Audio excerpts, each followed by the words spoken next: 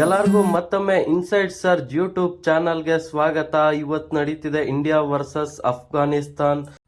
Only one match test series ಅಂತಾನೆ ಹೇಳ್ಬೋದು.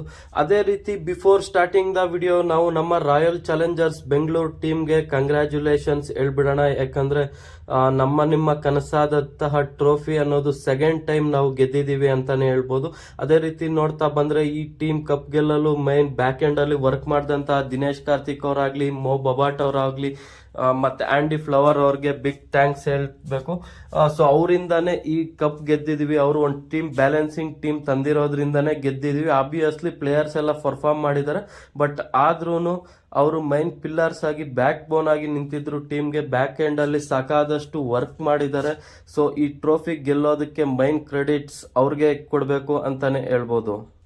ಇನ್ನು ಇವತ್ತು ನಡೀತಾ ಇರೋ ಟೆಸ್ಟ್ ಮ್ಯಾಚ್ ನ ಸ್ಕ್ವಾಡ್ ಅಂತ ಬಂದ್ರೆ Shubman Gill as usual captain ಆಗಿರ್ತಾರೆ. ಮತ್ತೆ ಯಶಸ್ವಿ ಜೈಸ್ವಾಲ್, ಇನ್ನ ನಮ್ಮ ಕನ್ನಡಿಗ KL ರಾಹುಲ್ ಅವರು ವೈಸ್ ಕ್ಯಾಪ್ಟನ್ ಆಗಿರ್ತಾರೆ. ಮತ್ತೆ ಸಾಯಿ ಸುದರ್ಶನ್, ರಿಷಬ್ ಪಂತ್, ಮತ್ತೆ ನಮ್ಮ ಕನ್ನಡಿಗ ದೇವದತ್ ಪಲಿಕಲ್ ಅವರು ಇರ್ತಾರೆ. ಮತ್ತೆ ನಿತೀಶ್ ರೆಡ್ಡಿ, ವಾಷಿಂಗ್ಟನ್ ಸುಂದರ್, ಮತ್ತೆ ಕುಲ್ದೀಪ್ ಯಾದವ್ ಅವರು ಒಬ್ಬ ಆಫ್ ಸ್ಪಿನ್ನರ್ ಮತ್ತೆ ಒಬ್ಬ ಲೆಗ್ಗಿ ಆಗಿರ್ತಾರೆ ಅಂತಾನೆ ಹೇಳ್ಬೋದು. ಇನ್ನು ಮೊಹಮ್ಮದ್ ಸಿರಾಜ್ ಅವರು ಇರ್ತಾರೆ ಪೇಸ್ ಅಟ್ಯಾಕ್ ಅಲ್ಲಿ. ಮತ್ತೆ ಪ್ರಸಿದ್ಧ ಕೃಷ್ಣ ಅವರು ಇರ್ತಾರೆ.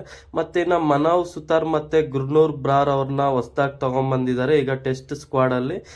ಮತ್ತೆ ಹರ್ಷ್ ದುಬೆ ಅವರು ಇರ್ತಾರೆ. ಮತ್ತೆ ಧ್ರುವ್ ಜುರೆಲ್ ಅವರು ಇರ್ತಾರೆ. ಮತ್ತೆ ಧ್ರುವ್ ಜುರೆಲ್ ಅವ್ರಿಗೂ ಈ ಒಳ್ಳೆ IPL ಆಗಿದೆ ಅಂತಾನೆ ಹೇಳ್ಬೋದು. ರಾಜಸ್ಥಾನ್ ರಾಯಲ್ಸ್ ಕಡೆ ಒನ್ ಡೌನ್ ಅಲ್ಲಿ ಬಂದು ಒಳ್ಳೆ ಪರ್ಫಾರ್ಮ್ ಮಾಡಿದ್ದಾರೆ. ಬಟ್ ಆಬ್ವಿಯಸ್ಲಿ ಟೆಸ್ಟ್ ಮ್ಯಾಚ್ ಅಂತ ಮತ್ತೆ IPL ಅಂತ ಕಂಪ್ಯಾರಿಸನ್ನೇ ಬರಲ್ಲ. ಸೊ ಡಿಫ್ರೆಂಟ್ ಬಾಲ್ ಗೇಮ್ ಇರುತ್ತೆ. ಸೊ ಅದೇ ರೀತಿ ನೋಡ್ತಾ ಬಂದ್ರೆ ಈ ಸ್ಕ್ವಾಡ್ ಅಲ್ಲಿ ನಾವು ಕಾಮನ್ ಆಗಿ ಅಬ್ಸರ್ವ್ ಮಾಡಿದ್ರೆ ಟೋಟಲ್ 7 ಪ್ಲೇಯರ್ಸ್ ಇದ್ದಾರೆ ಗುಜರಾತ್ ಟೈಟನ್ಸ್ ಕಡೆಯಿಂದ. ಇದು ಕೋಇನ್ಸಿಡೆನ್ಸಾ ಇಲ್ಲ ಇಂಟೆನ್ಷನಲಿ ಮಾಡಿದಾರ ಅಂತ ಗೊತ್ತಾಗೋದಿಲ್ಲ. ಗಂಭೀರ್ ಅವರು ಕ್ಲಿಯರ್ ಸ್ಟೇಟ್ಮೆಂಟ್ ಕೊಡ್ತಾರೆ, ನಾವು ಯಾವುದೇ ರೀತಿ IPL ಬೇಸಿಸ್ ಮೇಲೆ ತಗೊಳಲ್ಲ, ನಾವು ಫೋಕಸ್ ಏನಿದ್ರು ರಂಜಿ ಡೊಮೆಸ್ಟಿಕ್ ಕ್ರಿಕೆಟ್ ಮೇಲೆ ಇರುತ್ತೆ ಅಂತ. ಬಟ್ ಅದೇ ರೀತಿ ನೋಡ್ತಾ ಬಂದ್ರೆ ಇಲ್ಲಿ ಗುರ್ನೂರ್ ಬ್ರಾರ್ ಅಂತ ಸೆಲೆಕ್ಟ್ ಮಾಡಿದ್ದಾರೆ. ಅವರು ಒಬ್ಬ ಫಾಸ್ಟ್ ಬೌಲರ್. ಬಟ್ ಆದ್ರೂ ಕಂಪ್ಯಾರಿಸನ್ ಅಂತ ನೋಡಿದ್ರೆ last year Ranji trophy sensation ಆದಂತ ನಬಿ ಅಕ್ವಿದರ್ ಅವ್ರನ್ನ ಸೆಲೆಕ್ಟ್ ಮಾಡಬೇಕಾಗಿತ್ತು. ಅವ್ರ ಟೀಮ್ ಆಬ್ವಿಯಸ್ಲಿ ಫೈನಲ್ ಅಲ್ಲಿ ಕರ್ನಾಟಕನ ಬೀಟ್ ಮಾಡಿ ಗೆದ್ದಿರ್ತಾರೆ. ಮತ್ತು ಅವರು ಬೌಲಿಂಗ್ ಅಲ್ಲಿ ಮಾತ್ರ ಅಲ್ಲ ಬ್ಯಾಟಿಂಗ್ ಅಲ್ಲೂ ಒಳ್ಳೆ ಪರ್ಫಾರ್ಮೆನ್ಸ್ ಕೊಟ್ಟಿದ್ದಾರೆ ನಬಿ ಅಕ್ವಿದರ್. ಓವರ್ ನಬಿ ಅಕ್ವಿದರ್ ಗುರ್ನೂರ್ ಬ್ರಾರ್ ನ ಸೆಲೆಕ್ಟ್ ಮಾಡಿದ್ದಾರೆ. ಇದು ಫೇರ್ ಡಿಸಿಷನ್ ಅಂತ ಗೊತ್ತಾಗಲ್ಲ.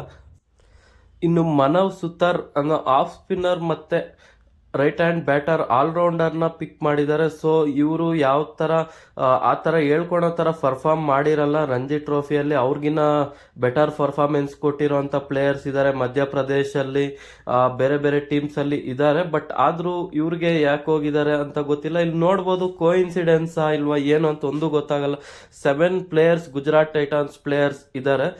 ಬಟ್ ಅದರಲ್ಲಿ ಗುರ್ನೂರ್ ಬ್ರಾರ್ ಮತ್ತೆ ಮನವ್ ಸುತಾರ್ ಅವ್ರನ್ನ ಬಿಟ್ರೆ ಇನ್ನ ಮಿಕ್ಕಿದ 5 ಜನನ ನಾವು ಕ್ವಶನ್ ಮಾಡೋಕ್ಕಾಗೋದಿಲ್ಲ. ಯಾಕಂದ್ರೆ ನಮ್ಮ ಇಂಡಿಯಾಗೆ ಪ್ರೀವಿಯಸ್ ಇಯರ್ಸ್ ಇಂದ ಪರ್ಫಾರ್ಮ್ ಮಾಡ್ಕೊಂಡ್ ಬರ್ತಿರುವಂತ ವಾಷಿಂಗ್ಟನ್ ಸುಂದರ್ ಅವರಾಗ್ಲಿ, ಶುಭ್ಮನ್ ಗಿಲ್ ಅವ್ರ ನಾಯಕ, ಮತ್ತೆ ಮೊಹಮ್ಮದ್ ಸಿರಾಜ್ ಮತ್ತೆ ಪ್ರಸಿದ್ಧ ಕೃಷ್ಣ ಇನ್ನ IPL ಅಲ್ಲಿ ಕೆಳಗೆ ಹೊಡೆದು ಟೆಸ್ಟ್ ಮ್ಯಾಚ್ ಪ್ಲೇಯರ್ ತರ ಒಂಥರ ಸ್ಟ್ಯಾಂಡರ್ಡ್ ಸೆಟ್ ಮಾಡಿರುವಂತ ಸಾಯಿ ಸುದರ್ಶನ್ ಅವರು ಟೀಮಲ್ಲಿ ಇರೋದು ಕ್ವಶನ್ ಮಾಡೋದಕ್ಕಾಗೋದಿಲ್ಲ. ಬಟ್ ಓವರ್ ದ ನಬಿ ಅಕ್ವಿದರ್, ಗುರ್ನೂರ್ ಬ್ರಾರ್ ಅವ್ರನ್ನ ತಂದಿರೋದು ಮತ್ತೆ ಮನವ್ ಸುತಾರ್ನ ತಂದಿರೋದು ಇದು ಪಾಲಿಟಿಕ್ಸಾ ಕೋಇನ್ಸಿಡೆನ್ಸಾ ಒಂದು ಗೊತ್ತಾಗೋದಿಲ್ಲ. ಬಟ್ ಅದೇ ರೀತಿ ನೋಡ್ತಾ ಬಂದ್ರೆ ಇನ್ನ ಆಬ್ವಿಯಸ್ ಚಾಯ್ಸ್ ಎಲ್ಲ ಶುಭ್ಮನ್ ಗಿಲ್ ಮತ್ತೆ ಇವರು ಸೇಮ್ ಚಾಯ್ಸ್ ಆಗಿ ಇರ್ತಾರೆ ಟೀಮ್ ಇಂಡಿಯಾಗೆ. ಮತ್ತೆ ಇನ್ನ ಇವತ್ತಿನ ಮ್ಯಾಚ್ ನ ಪ್ಲೇಯಿಂಗ್ 11 ಅಂತ ಬಂದ್ರೆ ಆಸ್ ಯೂಶುವಲ್ KL ರಾಹುಲ್ ಮತ್ತೆ ಯಶಸ್ವಿ ಜೈಸ್ವಾಲ್ ಅವರು ಓಪನ್ ಮಾಡ್ತಾರೆ. ಪ್ರೀವಿಯಸ್ಲಿ ಎಲ್ಲ ಇವರೇ ಓಪನ್ ಮಾಡ್ಕೊಂಡ್ ಬರ್ತಾ ಇದ್ರು ಆಫ್ಟರ್ ರೋಹಿತ್ ಶರ್ಮಾ ರಿಟೈರ್ಮೆಂಟ್ ಆದ್ಮೇಲೆ. ಇನ್ನು ಒನ್ ಡೌನ್ ಅಲ್ಲಿ ಸಾಯಿ ಸುದರ್ಶನ್ ಅವ್ರನ್ನ ಒಳ್ಳೆ ಪ್ಲೇಯರ್ ಅಂತಾನೆ ಹೇಳ್ಬೋದು. ಇನ್ನ ಇವರು ಗೌತಮ್ ಗಂಭೀರ್ ಅವರು ಕೂಡ ಸ್ಟೇಟ್ಮೆಂಟ್ ಕೊಟ್ಟಿದ್ದಾರೆ ಒನ್ ಡೌನ್ ಅಲ್ಲಿ ಸಾಯಿ ಸುದರ್ಶನ್ ಆಡ್ತಾರೆ ಅಂತ. ಮತ್ತೆ ಇನ್ನ ನಾಯಕ ಶುಭ್ಮನ್ ಗಿಲ್ ಅವರು ಬಂದ್ರೆ ರಿಷಬ್ ಪಂತ್ ಅವರು ಇರ್ತಾರೆ. ಮತ್ತೆ ಇನ್ನ ನಿತೀಶ್ ಕುಮಾರ್ ರೆಡ್ಡಿ ಅವರು ಈ ವರ್ಷ ಇಂಪ್ರೆಸಿವ್ ಆಗಿ ಕಾಣಿಸ್ತಿದ್ದಾರೆ. IPL ಅಲ್ಲೂ ಅವರ ಬೌಲಿಂಗ್ ಪೇಸ್ ಆಗಲಿ ವೇರಿಯೇಷನ್ಸ್ ಆಗಲಿ ಇನ್ಕ್ರೀಸ್ ಮಾಡ್ಕೊಂಡಿದ್ದಾರೆ. ಬಟ್ ಅವರು ಈಗ ಇಂಡಿಯಾ ಟೀಮಲ್ಲೂ ಎಬಿಲಿಟಿನ ಇಂಡಿಯಾ ಟೀಮ್ಗೂ ತರ್ತಾರೆ ಅಂತಾನೆ ಹೇಳ್ಬೋದು. ಇನ್ನು ವಾಷಿಂಗ್ಟನ್ ಸುಂದರ್ ಅವರು ಲೋವರ್ ಆರ್ಡರ್ ಅಲ್ಲಿ ಬ್ಯಾಟಿಂಗ್ ಆಡ್ತಾರೆ ಮತ್ತೆ ಆಫ್ ಸ್ಪಿನ್ ಹಾಕೋದ್ರಿಂದ ಅವರು ಒಳ್ಳೆ ವ್ಯಾಲ್ಯೂ ಅಡಿಷನ್ ಆಗ್ತಾರೆ ಅಂತಾನೆ ಹೇಳ್ಬೋದು.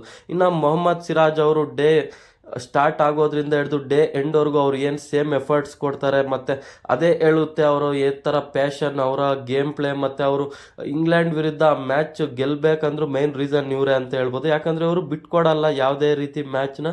ಫಸ್ಟ್ ಬಾಲಲ್ಲಿ ಏನು ಎಫರ್ಟ್ ಕೊಡ್ತಾರೋ ಲಾಸ್ಟ್ ಬಾಲ್ವರೆಗೂ ಸೇಮ್ ಎಫರ್ಟ್ ಕೊಡ್ತಾರೆ ಅಂತಲೇ ಹೇಳ್ಬೋದು. ಇನ್ನು ಲೆಗ್ ಸ್ಪಿನ್ನರ್ ಕುಲ್ದೀಪ್ ಯಾದವ್ ಅವರು ಇರ್ತಾರೆ. ಮತ್ತು ಐ ಥಿಂಕ್ ಇವತ್ತು ಗುರ್ನೂರ್ ಬ್ರಾರ್ ಅವರು ಡೆಬ್ಯೂ ಮಾಡ್ಬೋದು. ಯಾಕಂದರೆ ಕೇವಲ ಸಿರಾಜ್ ಮತ್ತು ಪ್ರಸಿದ್ಧ ಕೃಷ್ಣ ಇಬ್ಬರೇ ಫಾಸ್ಟ್ ಬೌಲರ್ಸ್ ಇರೋದ್ರಿಂದ, ಸೊ ಅವ್ರಿಗೆ ಸಪೋರ್ಟಿಂಗ್ ಆಗಿ ನಿತೀಶ್ ಕುಮಾರ್ ರೆಡ್ಡಿ ಅವರಿದ್ದಾರೆ. ಬಟ್ ಆದರೂ ಒಬ್ಬ ಫಾಸ್ಟ್ ಬೌಲರ್ ಆಗಿ ಗುರ್ನೂರ್ ಬ್ರಾರ್ ಅವ್ರನ್ನ ಆಡಿಸ್ಬೋದು ಅಂತಲೂ ಹೇಳ್ಬೋದು. ಇನ್ನು ಈ ಮ್ಯಾಚು ಯಾವುದೇ ರೀತಿ WTC ಸೈಕಲ್ಗೆ ಇದು ಆಗೋದಿಲ್ಲ. ಕೇವಲ ಇದು ಇಂಡಿಯಾಗೆ ಜಸ್ಟ್ ಲೈಕ್ ಒಂದು ವಾರ್ಮ್ ಅಪ್ ಮ್ಯಾಚ್ ಥರ, ಓನ್ಲಿ 1 ಟೆಸ್ಟ್ ಮ್ಯಾಚ್ ಅಂತಲೇ ಹೇಳ್ಬೋದು. ಇನ್ನು ನೆಕ್ಸ್ಟ್ ಇಂಡಿಯಾಗೆ ಬಿಗ್ ಚಾಲೆಂಜಸ್ ಇದೆ. ನೆಕ್ಸ್ಟ್ ಬರೋವಂಥ 10 ಮ್ಯಾಚಲ್ಲಿ ಅಟ್ಲೀಸ್ಟ್ 7 ಮ್ಯಾಚಸ್ ವಿನ್ ಆಗಬೇಕು. ಯಾಕಂದರೆ WTC ಫೈನಲ್ಗೆ ಎಲಿಜಿಬಿಲಿಟಿ ಪಡ್ಕೋಬೇಕು ಅಂದರೆ ಅಟ್ಲೀಸ್ಟ್ 7 ಮ್ಯಾಚಸ್ ಆದರೂ ಗೆದ್ದರೆ ಮಾತ್ರ ಎಲಿಜಿಬಿಲಿಟಿ ಸಿಗುತ್ತೆ ಅಂತಲೇ ಹೇಳ್ಬೋದು. ಅದೇ ರೀತಿ ಇನ್ನು ಅಫ್ಘಾನಿಸ್ತಾನ ಅವರು ಈ ಮ್ಯಾಚ್ನ ಅವರು ಪ್ರೈಡ್ಗೆ ಆಡಿದ್ರೆ ನಮ್ಮ ಇಂಡಿಯಾ ಒಳ್ಳೆ ಚಾಂಪಿಯನ್ ಸ್ಟಫ್ ಕೊಟ್ಟು ಈ ಮ್ಯಾಚಲ್ಲಿ ಒಳ್ಳೆ ಬ್ಯಾಟಿಂಗಲ್ಲಾಗಲಿ ಬೌಲಿಂಗಲ್ಲಾಗಲಿ ಎಲ್ಲಿ ಎರರ್ಸ್ ಇದೆ ಅಂತ ಫೈಂಡ್ ಔಟ್ ಮಾಡ್ಕೊಳೋದಕ್ಕೆ ಒಳ್ಳೆ ಮ್ಯಾಚ್ ಅಂತಲೇ ಹೇಳ್ಬೋದು. ಇಲ್ಲಿವರೆಗೂ ವಿಡಿಯೋ ನೋಡಿದಂಥ ಎಲ್ಲರಿಗೂ ಥ್ಯಾಂಕ್ ಯು ಸೋ ಮಚ್, ಧನ್ಯವಾದಗಳು. ಥ್ಯಾಂಕ್ ಯು ಸೋ ಮಚ್ ಅಂತ ಹೇಳ್ತಾ ಈ ವಿಡಿಯೋ ಎಂಡ್ ಮಾಡೋಣ. ಲೈಕ್ ಮಾಡಿ, ಶೇರ್ ಮಾಡಿ, ಸಬ್ಸ್ಕ್ರೈಬ್ ಮಾಡೋದನ್ನು ಮರಿಬೇಡಿ. Thank you so much.